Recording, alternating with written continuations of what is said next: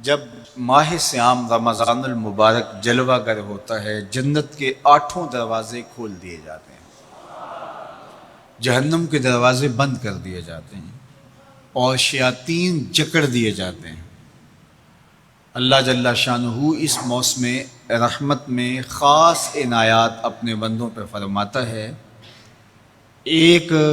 نفل ادا کرنے سے فرض ادا کرنے کا ثواب ملتا ہے اور ایک فرض ادا کرنے سے 70 فرائض ادا کرنے کا ثواب ملتا ہے۔ اسی طرح راہ خدا میں 1 روپیہ دو گے تو 70 روپے خرچ کرنے کا ثواب ملے گا۔ اسی طرح باقی نیکیاں بھی جتنی بھی ہم کرتے ہیں، وہ ایک نیکی کریں گے تو 70 گنا اجر ماہ سیام میں ہمیں نصیب ہوتا ہے۔ اس لیے اہل ایمان کا یہ طریقہ ہے کہ وہ اس مہینے میں کثرت کے ساتھ تلاوت کرتے ہیں، کیونکہ ایک مرتبہ اگر قرآن مجید پڑھ لیا تو 70 مرتبہ قرآن مجید پڑھنے کا ثواب نصیب ہوا۔ ماہ سیام میں چونکہ شیطان بندھا ہوا ہوتا ہے، تو ہم اپنے آپ کو نیکی کی طرف اگر لانا چاہیں تو اتنی رکاوٹیں نہیں ہوتی جتنی عام دنوں میں ہوتی ہیں، لیکن اس کے باوجود بہت سارے لوگ ہیں جو رات کو بڑا پکا ارادہ کر کے سوتے ہیں کہ میں صبح وقت پہ اٹھوں گا اور نوافل بھی پڑھوں گا اور نماز بھی ادا کروں گا، لیکن جب صبح ہوتی ہے تو انہیں یا تو جاگ نہیں آتی یا نیند سے بیدار ہو جاتے ہیں، بستر سے اٹھا نہیں جاتا۔ جب کہ وہی شخص انہوں نے صبح سبزی منڈی جانا ہو تو چھلانگ لگا کے اٹھتے ہیں اور سبزی منڈی پہنچتے بھی ہیں۔ سستی طبیعت کا کسل نہیں ہوتا۔ عمومی طور پہ ہم اپنے آپ کو بیمار تصور کر لیتے ہیں اور سستی اور کسل کا نام دے کر کے، بہانہ دے کر کے ہم کہتے ہیں کہ بس کیا کریں، ہم کو ارادہ کرتے ہیں روز لیکن ہم سے اٹھا نہیں جاتا، بس طبیعت اس طرح کی ہے، کسل ہے، سستی ہے۔ یہ بات ذہن میں رکھیے گا کہ ارادہ کرنے کے باوجود بھی صبح جب ہم اٹھ نہیں پاتے یا کوئی بھی نیکی کا کام ہم کرنے کا ارادہ کرتے ہیں تو ارادہ کرنے کے باوجود ارادہ ہی رہ جاتا ہے، ہم کر نہیں پاتے، تو اس کا سبب یہ ہوتا ہے کہ بہت سارے ہم گناہ کر چکے ہیں اور ان گناہوں کی وجہ سے ہم نیکی کی توفیق نہیں پاتے۔ حضرت حسن بصری رضی اللہ تعالی عنہ نے یہی وجہ اس کی بیان فرمائی ہے۔ تو اس کا بہترین طریقہ یہ ہے کہ توبہ کی جائے، اور توبہ بھی سچے دل سے کی جائے، رو رو کے اللہ سے گناہوں کی معافی مانگی جائے، اور سچے دل سے جب توبہ کی جائے تو پھر سارے گناہ نہ صرف مٹا دیے جاتے ہیں بلکہ ان کو بدل کے نیکیوں میں تبدیل کر دیا جاتا ہے۔ تو ماہ سیام کے اندر پختہ عزم کریں اور اس عزم کو عمل کی شکل دینے کے لیے سچی توبہ کریں کہ ہمارا یہ رمضان اس طرح سے گزرے، یہ مہینہ اس طرح سے بسر ہو کہ ہم اس مہینے میں اللہ تعالیٰ کی قربت حاصل کر لیں، ہم گناہوں سے پاک ہو جائیں اور ہم